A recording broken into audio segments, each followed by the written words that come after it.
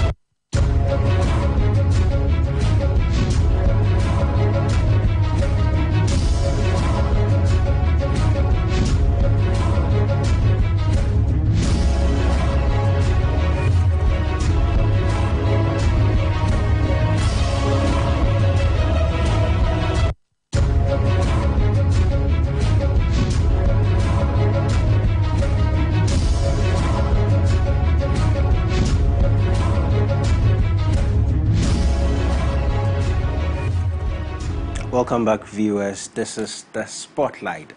This week we are recapping the stories we've had within the week, and as I said, we're fortunate to have the journalists who tell the story in the house to give us a perspective of the stories as they have told it within the week. So we'll jump straight into the conversation. We have Pakwesi Shandoff with me in studio. Pakwesi, you're welcome. Yeah, thank you. All right, good to have you here. Good to have you too. All right, and we have Bagaya Fatao, who will be joining us via Zoom, and hopefully Elvis will also join us via Zoom. So we'll jump straight into the conversations. We will start with rising inflation and cost of living in Ghana. I mean, let's look at some figures as we indicated in terms of we're told the 15 items that is literally driving the cost of inflation in Ghana. The current figures, as we're told, stands at 27.6 from 23.6 the previous month. The questions are, how are the journalists interpreting these stories? So, Mr. Pakwesi, again, I'm sure you've been covering these stories within the week. Absolutely. Right. So tell us, from a journalist point of view, how do you think we're telling the stories? How are we interpreting the stories of cost of living and rising inflation in a way that our audience relate to? All right. So once again, thanks for the opportunity. Fundamentally, when it comes to the subject of inflation, we rely basically on the data that the Ghana Statistical Service will churn, because they normally do all the statistical computation and all of that. But then in communicating that to the public, you realize that the content they supply is very, let me say, it's rather technical, all right? And so you would have to unpack it for the everyday audience. Ghanaian to be able to understand the import. Now, in covering such stories, you gauge effectively the opinions of the masses versus what the figures proper are saying. Normally, you realize that while it looks like the figures are painting a beautiful picture, the pockets of the masses, you know, is telling a different story. And so inflation may be pegged at a certain percentage and all of that. And for the statistician or the politician, that may be good enough, but it doesn't really mirror in the livelihood of the populace. So in covering such stories, I mean, as an individual, I'm always interested in what the people are saying, right? Because what they scream about and then the concerns that they highlight, basically, you know, for me it's more important, because the politician would always want to assume a certain posture and stance and all of that. So that's basically about. Let's stay. What are the people saying in terms of cost of living generally? I mean, I think that people like you are better placed to reflect the sentiments of the audience, because we interact with the story makers. We reflect the general sentiments in terms of what is going out on the street. So generally, what are the sentiments, and what stories have you personally been telling in a way that highlights the general sentiment and cost of living in the country? So about the general sentiments of the populace, this is what I have observed during the period under review this week in Focus. There is a formula that people are trumpeting. Okay, it's is it 111? All right, it's 3 ones, one followed by a hyphen, another one, another hyphen, and then a 111, which is supposed to be interpreted as one representing a male, morning, afternoon, and then evening. Now, based on how much you come by, you will delete one of the ones and make it zero. So now we're doing combinations. So on the face of it, you have people doing 010, people doing 100, depending on what is in your pocket, and one each means the meal that you can basically afford. Now, when you monitor all of those on social media in particular, you get a sense of the suffering in the country, or the predicaments that the masses are going through. I wanted to, in the course of this week, put up a piece on all of that. And the reason I wanted to do that was because people, as it were, try to trivialize the hardship with jokes on social media, for example. But the fact that they are joking does not mean that they are playing. Okay, I think now we've become very cosmetic about the whole situation. But indeed, people are finding it extremely difficult. And when you turn your attention to the politicians for the answers, the rhetorics are the same. The government in power would, as it were, paint a very buoyant, picture. The opposition would punch it, and you don't really know what to believe. What you are supposed to believe is what you experience when you wake up, basically. Right. That's an interesting perspective. Mr. Bagaya Fatao, if you can hear us, we're curious in hearing what the sentiments are in the Ashanti region. Can you hear us?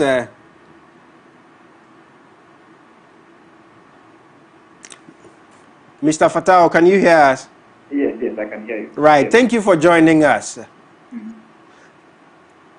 Yes, I can hear you. Right. Thank you for joining us. So basically, we're asking, in the course of the week, in terms of interpretation of stories of the cost of living and inflation, what has been the sentiment in the Ashanti region and the northern part of Ghana? Well, it's been very, very stable for the people here in the Ashanti region. I must say that when you interact with them, they tell you that with the inflation and how things are going up by the day, it's making life very unbearable for them, especially the market women.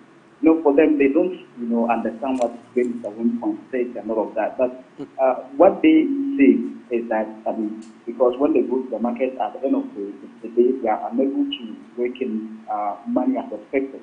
And these market women, even though they don't understand the economy professionally, they also have their own ways of determining what is good.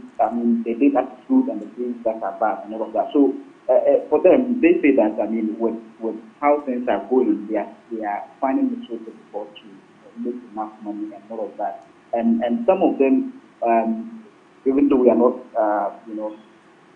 talking about inflation, fuel right now, but a lot of them say that because of the transportation, and when you come to market here, the transportation is very, very expensive. So sometimes when traveling from one place to the other, they have to pay more and all of that. So because of that, when they go to the market, at the end of the day, they are unable to make enough money. So for them, the major challenge has We will come to the details of the fuel conversation and it's how it's reflecting in the transportation costs. But in terms of, I like the perspective on the market women. Are they specific market women stories? Are they general sentiments, conversations we've had with the ordinary person in terms of how they are translating these figures and how it's relating to them on a day-to-day basis?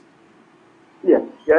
When I think just 2 2 days ago, I interacted with some, food stuff sellers and all of that, like yam sellers and Right. that among others. And what they tell me is that because of the when because of the high prices of goods, people are unable to purchase. So because of that, a lot of people will come and queue.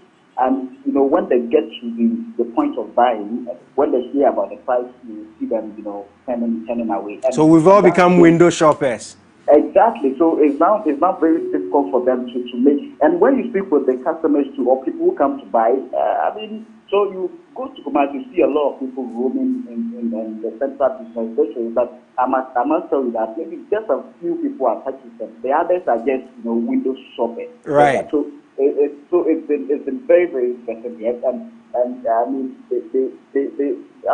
the market women are trying to they are just trying to buy these. Some of them they increase their produce some products even by the day because they are trying to catch up with the rising inflation and all of that. So some of the customers, when you interact with them, they tell you that government would have to do something because some of these women determine their own prices right now. And when you talk to them or when you ask them, they explain that no, because of the time that all the period that we are in, the rising inflation and all of that, they would have to also devise their own strategy so that they can make enough money. In terms of let's find a conversation from Kumasi, and I think that matters. How are government communicators, for example, interpreting these rising cost of living and these general sentiments you carry? In the sense, how do you, if you survey the landscape, how are the government communicators communicating with the ordinary people in such a crucial place for the ruling party? How are government communicators communicating these issues? Yeah, so in the region, you realize that government communicators are always trying to convince the people to know that things are a bit better, especially in Kumasi here.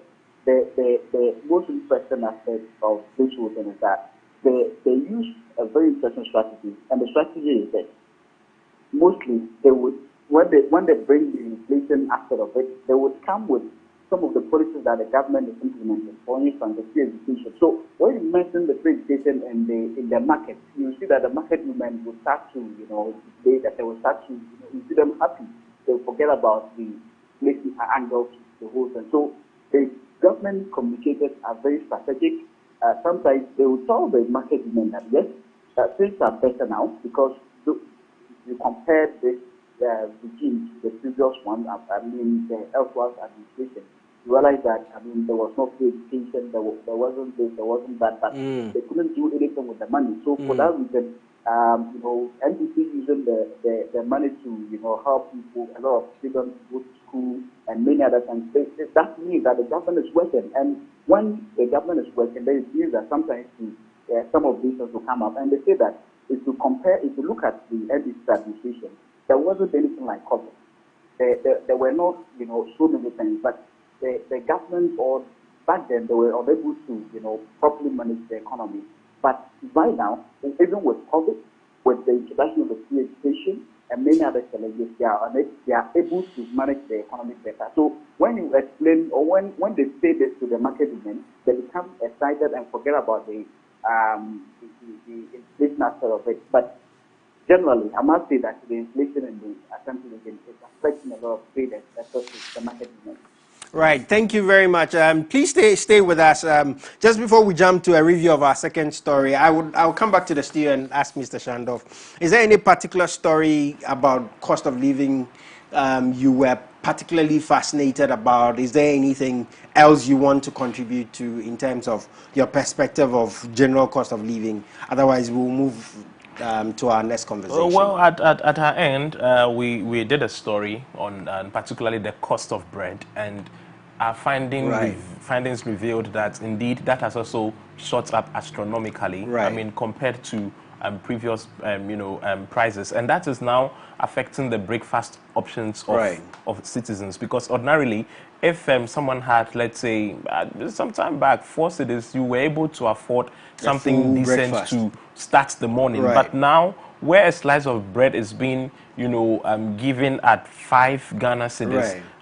that of course Right. would put some kind of impediment in your way and all of that. So breakfast options are varying, and that is making people do the ratio that I You talked explained about, earlier. right. So bread is also on the high. Right. Yeah. So which of the combinations are you playing yourself? I do 0-1-0. You're a big man. You still have 0-1-0. 2 ones. Oh, okay. Okay, so Mr. Elvis, we hear you just joined us. We were just moving into the second story, but we're happy to take your views. How have you, within the week, how have you carried stories on rising cost of living and inflation? We're happy to take your views on general stories, general sentiments, stories you may have carried or stories that you've been attached to or particularly interested in about cost of living and general inflation in Ghana. So Elvis, if you can hear us, we're happy to take your views. All right, thank you very much. Good evening. Good and evening. Good evening to our viewers and listeners all over across the country and outside the country.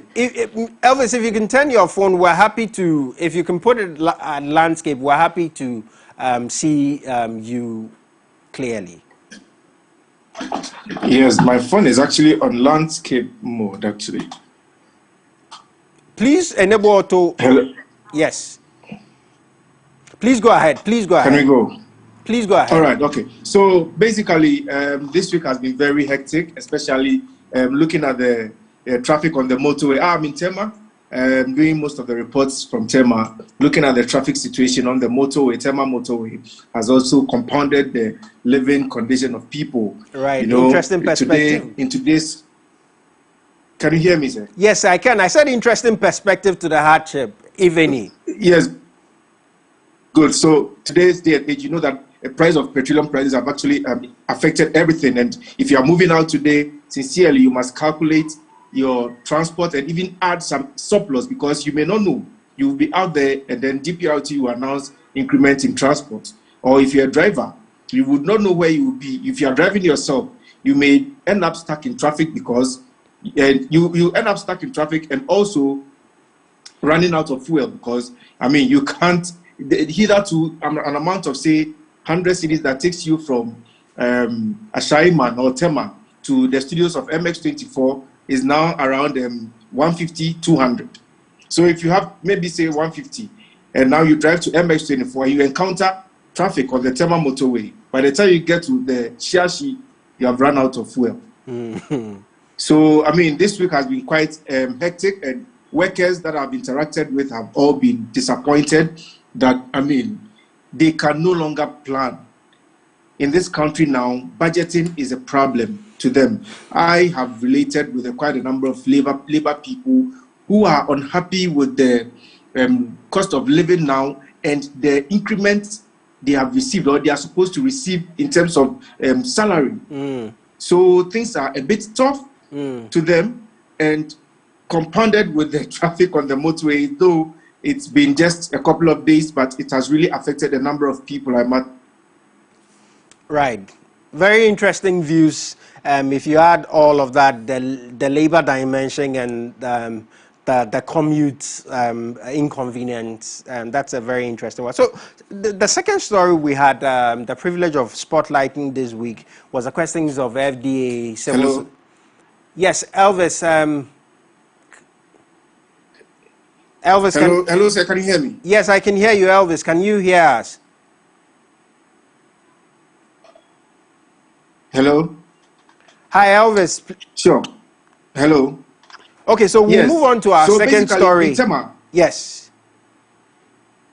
Please conclude your thoughts, and then we'll move on to the second story. So basically, this week has not been a good week for workers in Tema at all because life has been quite hell. And now they complain. All they seek for is for something to be done so they can actually. Indeed, things are tough these days in Tema. Especially people I interacted with are unhappy with the rate at which inflation is actually high, and fuel prices and all that. So basically, this week has been hell for workers and general people in Tema. Let me ask, once we're making it Tema specific, considering that Tema is a port and it's an import destination, since we're still trade driven, is this still the sentiment that even within the port and its enclaves where trade is still supposed to be very vibrant, the general cost of living and the general sentiments of rising prices is still very felt?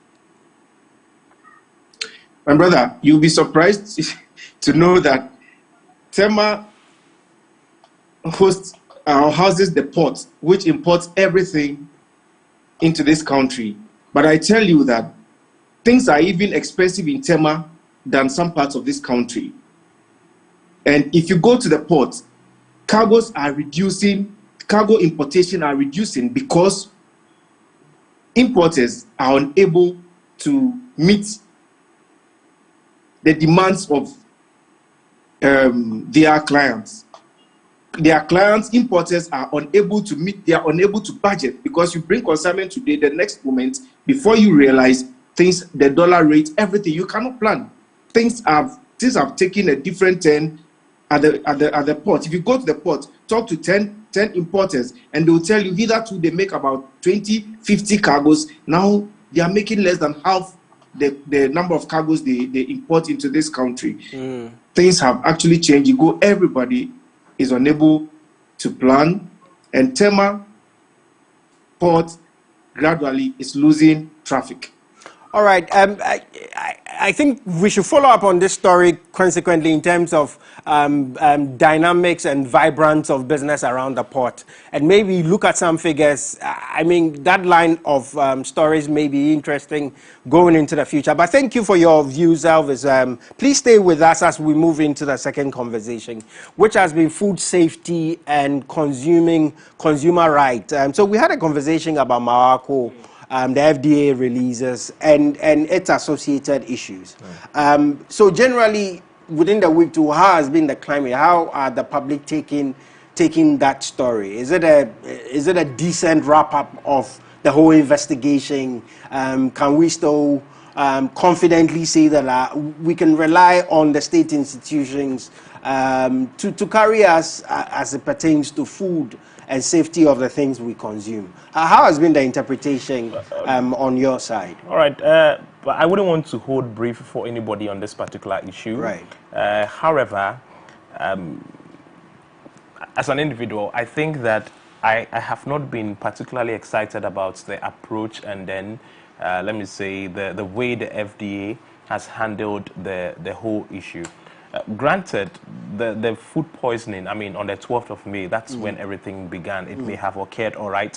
People may have been affected and all. But then, from the narrative that has been churned and from the way they have, communicated and everything, and I'll read something here very shortly. Please. From the way they have communicated the whole development, it sets a very combative tone between the eatery and then they as the regulatory body. And that for me is not healthy. It's not healthy because, Mawako, again, I did indicate I'm not holding brief for them, but then they employ people. Let's put all of that development aside. In the current economy, they still put food on the tables of people. And so if there is a development that is unfortunate, it should not be projected in a way that at the end of the day may end up affecting the business grossly and consequently impacting on the lives of people. Let me read this. There was a portion of their release that I found to be rather troubling. Now, they did indicate in there that the process to establish the root cause of the contamination has been unfortunately hampered by the unapproved and unilateral decision of the management of Mawako to destroy some of the food items while the investigation was in progress. That I felt was not amicable. But if it's fact, I mean, if it is fact from FDA, what's the issue? Discretion. The fact that at the end of the day, even when you are done, you would still not want to, as it were, destroy anybody's business and damping the confidence of consumers in other eateries. You may think you are dealing with Mawako precisely, but then the gross psychological effect, it would affect other eateries. if now people are not able to sell as they are supposed to and all of that, that may impact the economy as well. And that is why I felt that in as much as they were supposed to be rigorous and firm, I don't know, the tone of their communication and all has been slightly combative. Now, when you listen to the PRO for Mawako, Mohamed Amin Lamte, he did say that they had been fined earlier to the tune of, I think, 750,000 Ghana cedis and all of that. And therefore, he did not even understand why this release came in the first place. I think something is not so tidy and amicable. Be firm and thoughtful, but then at the end of the day, don't destroy. Considering our general climate of food safety, do you not think that maybe such strictness to breaches would be what is necessary in order to make generally food consumption safe? Because I mean, if somebody consumes food that is not safe, it's a matter of life and death. So do we not need a strict regime around food safety? Obviously, there shouldn't be any compromises at all. When it comes to the implementation of all the applicable legislations, be firm, be outright, no sympathies whatsoever. However, it should not be done in a manner that would now affect the core of the business's operation, and then more importantly, damping the confidence of the consumers. Because no, if you close down Mawako, okay, there are other people in that same industry and all of that. Now there would be public suspicion in the air, and that would have some consequences that would be unintended. You didn't plan for it, but now it would be another issue that we have to deal with. So that is why I'm thinking, so investigate everything backdoor, communicate to the public your findings accurately and fairly. But this, I mean, this particular paragraph, I found it to be too much of a, I mean, it didn't augur well for me. And I think that was problematic. Mr. Bagaya, can you hear us? Are you still online? We're happy to take your thought on the general stories about food safety, the FDA's positioning, and yes.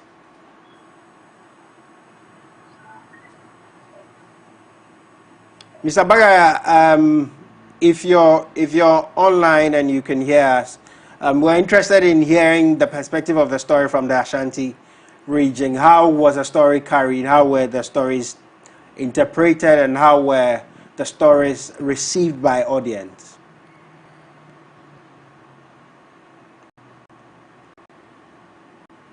Okay, Elvis, if you can hear us, Elvis, you may actually...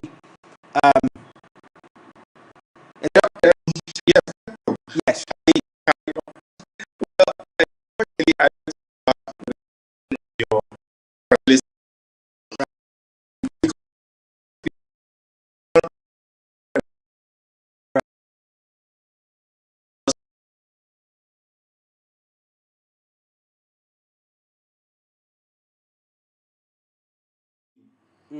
Because we want to be a wholesale organization where they seem to get everything that they seem to investigate on the most part. So for me, as a person, and as a journalist, I was really happy when they slapped Morocco with a set fine. Sincerely, and I still stand by them. I'm happy with the decision.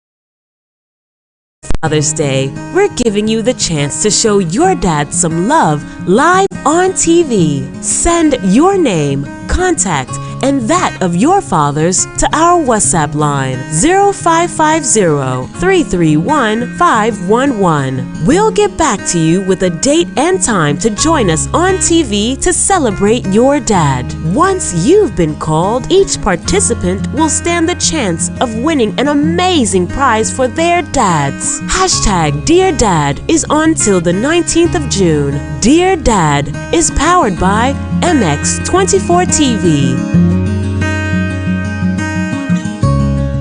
Ice Adonis, the story of stepsisters whose rivalry turns to hatred when one sister is framed for murder. From the action-packed opening episode featuring a prison break followed by a dramatic fight at a wedding, the story twists and turns through 5 years as the wrong sister battles to win back the life and love stolen from her. Be ready for the suspense, the excitement, and the emotional roller coaster. An addictive tale of hatred, rivals, manipulation, and deceit, set in the glamorous world of the cosmetics industry.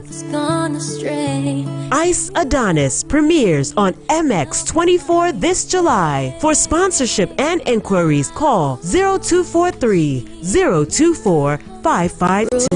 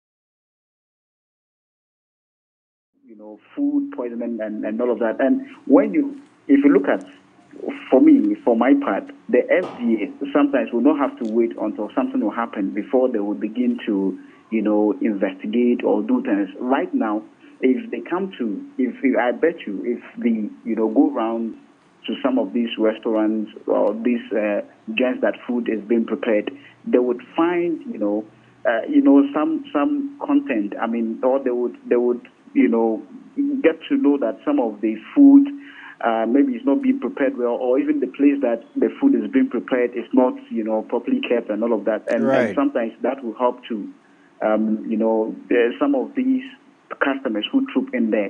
So I think that the FDA should do something about that, because personally, we've done stories that you realize that you would go to a place and how even where you really see that, I mean, where the place is not clean. There are so many things there, but you see people, still preparing food there and even selling to the public, which I think that FDA have to take. I mean, some of these they would have to, go to these areas and all of that, so that it will prevent people from, falling, or becoming sick and all of that. Right. Well, we'll be happy to see stories evolving into the future on other places, other interactions on such places, as you say, where food is being prepared, unhygienic conditions in subsequent time. But thank you for the views. Now we'll jump to the last story, which is still a very fluid and evolving story, which is fuel prices.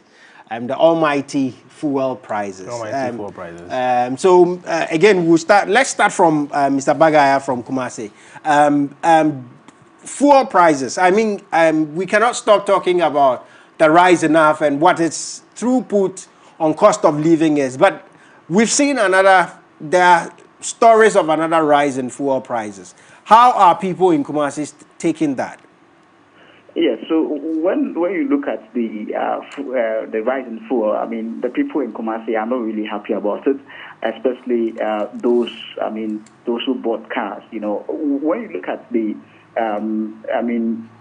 aspect of the drivers, they are happy that fuel has gone up. Even they are not even satisfied with the percentage at which the fuel has gone up. They were thinking the other way, hoping that the percentage would go high. But when you look at the ordinary people, they feel like, no.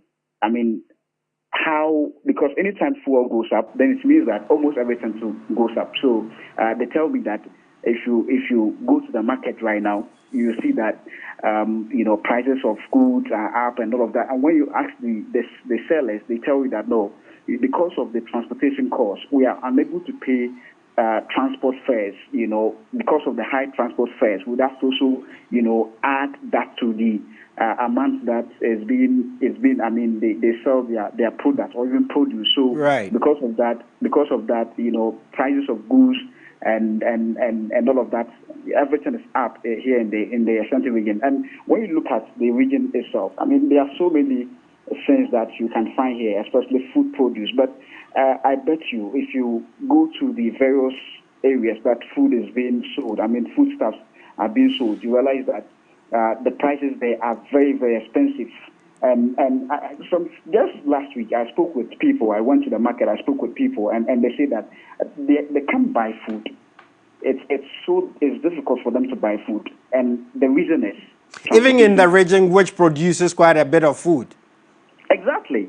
So, but still, if you go to buy food, it's very expensive. And what the sellers tell us is that they transport the food from the villages.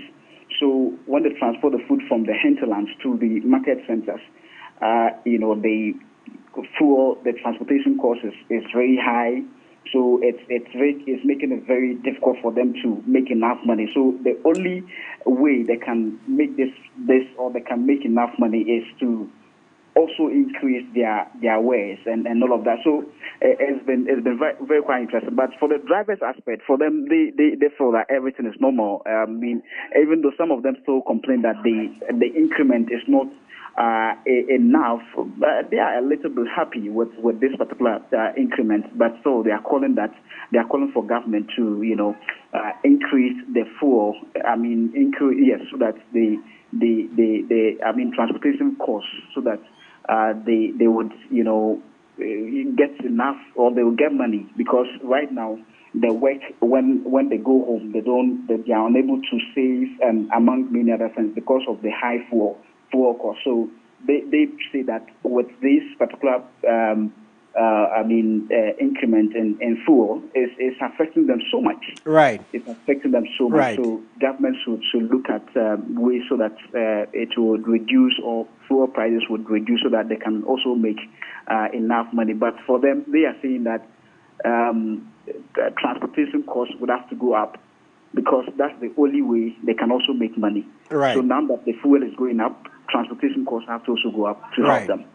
Okay, so thank you for your views, Mr. Bayaga Fatao from Kumasi. Now let's go to Elvis. Elvis, fuel prices. I mean, you did talk about the inconvenience on the motorway earlier, and its effect on cost of transportation. But generally, what are the stories around fuel prices? What are the general interpretations from a journalistic point of view, but also from the real stories of the people we tell? How are the fuel prices translating into general living in Ghana? So, thank you very much. I'm going to touch on three things. Right. Food, transportation, and building materials. So, currently, the fuel prices has actually affected these three things, and I would want to talk about them. If you take food, for instance, if you take food, you realize that the food is being brought down here from certain areas upstream to the Greater Accra region. But these days, you go to the market, everything is on the increase. Tomatoes, you buy one for 3 cedis. Everything is these increments are all driven by the astronomical increase in fuel prices. I think that I'm told that if you take Nigeria, Cote d'Ivoire, Ghana, we are the highest paying per liter. Nigeria is around 3.6, Cote d'Ivoire around 6, thereabout, 6 cities thereabout, or 4 cities thereabout. We are around now today, as of today, super is around 10 cities plus per liter. So all these this high increase in fuel prices has affected the price of food we buy on the market. If you go to the eatery now, they have actually not increased the price of a plate, but they have reduced the quantity. Yes, they have not increased the price, but they have reduced the quantity. Right. So you say those times you are able to eat, you buy, say, 50 cedis worth of takeaway pack, and you eat half, and you take half home. Now you buy the 50 still, but you are able to eat all, but you are not even satisfied. Now, spare parts have also increased so much such that it's also impacting on these things. And also recently, cement producers mentioned that they are going to increase the price of a bag of cement and all that. And they did indicate that the increment is actually as a result of the transportation cost. Drivers are complaining. So if there's a way to reduce the cost in transporting these products, then of course they can also do something about it. So all these things is being driven by fuel prices, and it's affecting everybody. Right. Yes, the honourable said that now we are all eating 010. Some of us are even doing 000. 000. Is that your is that your number? I mean, some people are, yes, some of us are doing 000. I mean, 00 probably. But you did mention something I want to follow through, because it is a thing. Shrinkflation is a thing. Is it a suggesting that indeed, instead of being able to pass the prices forward, people are now shrinking the value of items? Because shrinkflation is a thing. So if you compare probably soaps, a bar of soap, which was 3 cedis, with the value now, is it a matter of fact? Can we say, as a matter of fact, that one of the effects of this fuel price and cost of living is really shrinkflation? Are we seeing items really shrinking? You have put it so well, my brother. Shrinkflation, I tell you, because take everything on the market. Take yogurt, sachet water, take everything is shrinking. Even kenke, a ball of kenke, my fist, 3 cedis now. Look, I sent my child to get me a ball of kenke, 3 cedis, and I asked whether it's 2 cedis. And she said 3. I followed up, it was 3 cedis. And they told me there's even 5 cedis if I want. So everything is shrinking. Interesting. Shrinkflation. Yes. So because the point is that, look, if they have to increase it, you cannot come and buy. So they must shrink it so that everybody gets something to eat. At least get something, get some basement that can carry on. Even Gobe, almighty Gobe. It's also shrinking. Yes. So they will add more water to the gari. Let me tell you some interesting thing. Send one of your reporters from your station to the Ashaiman prostitution lane. If you go there, prostitutes have increased their prices. And I did a story there last week, and I was asking them why. They were telling me that, look, every day they're increasing fuel. And they also do a whole lot of things. So now they have increased. Elvis, this story is a very interesting story. We'll leave it at that, because, I mean, aside of its legality, we will not be able to guarantee who really made the inquiry. So let's come back to, just wrap up the thought. Let's end with Shandov in the studio. So yes. Basically, price of fuel has actually affected everything in this country. It is also affecting people's ability to budget, because today you sleep, you wake up tomorrow, the next day they've increased fuel price. You pick your transport 2 cities, you want to pick a car to work, you get into the trotro, they tell you they've increased it. I mean, so it has affected everything, and the earlier something is done, the better. Because trust me, we are dying. Right. Thank you for those words, and for highlighting shrinkflation as an interesting phenomenon happening because of some of the cost of. Shandov, you have the last words in rounding up in terms of the sentiment of fuel and how it's translating into cost of living. Well, obviously, I am only compelled to reiterate what my colleagues have earlier submitted, and except to add that what I have realized is that despite the persistent increment, we are not seeing a commensurating increment in the earnings of people. Right. It keeps increasing fuel prices, and I mean, the thing about fuel prices too that I have observed is that it appears to be arbitrary. So someone, I mean, it's increased at a certain percentage. You go and sit in this vehicle, the driver decides at his own, will to tell you it is A. You go and sit in that other vehicle and all of that. Well, we may not be able to control that in the immediate, but if we can do anything to mitigate the situation at all, let us also have a conversation about what people are earning compared to the increment in fuel prices. Right. In the public sector, of course, there are trade unions that would collectively advocate for, the welfare of their members and all of that. But in the private sector, because some organizations are, employers in some organizations are not even, they are not encouraged to join some of these trade unions and all of that. It becomes a problem. So every day you wake up, Accra to Kaneshie, it keeps jumping from 3 cities, 50 pesos, 4 cities, 20 pesos, and all of that. But your salary is still the same. That conversation must be had. It must. Otherwise, the suffering would.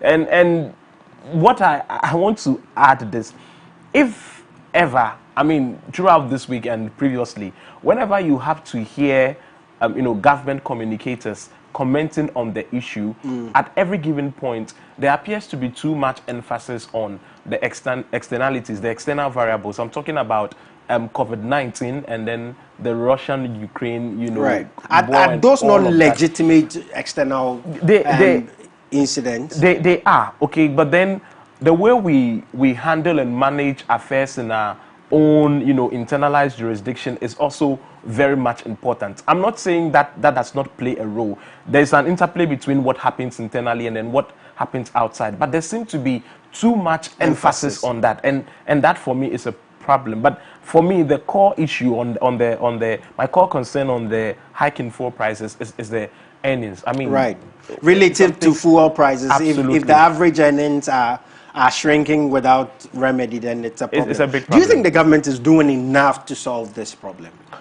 Well, so from a journalistic point of view. From a journalistic point of view, they are doing enough, but then that enough they are doing does not have a practical expression. And let me explain it. They are doing enough in terms of accommodating the concerns and sentiments and, you know, organizing meetings and, you know, facilitating dialogues and all of that. But it does not really give the results. I mean, we don't see public sector workers coming out to say that, okay, we had XYZ meeting with government and the consequence of that meeting is that our pays have been short, you know, have been increased by X% and all of that. So government is doing enough in terms of relating and communicating, but not producing the actual Thank figures. you very much, Mr. Parkwesi Shandorf, Mr. Elvis Washington, and Mr. Bayaga Fatao, for joining us on highlighting the reviews for the week for Spotlight. My name is Yao Sompa. We've been highlighting the stories we've told within the week. It is obvious, as I keep on saying, that the country is ours to build, and we must invest in this nation. The government has a part, policymakers have a part, but you and I, as consumers, as citizens, have a part in building our nation as well.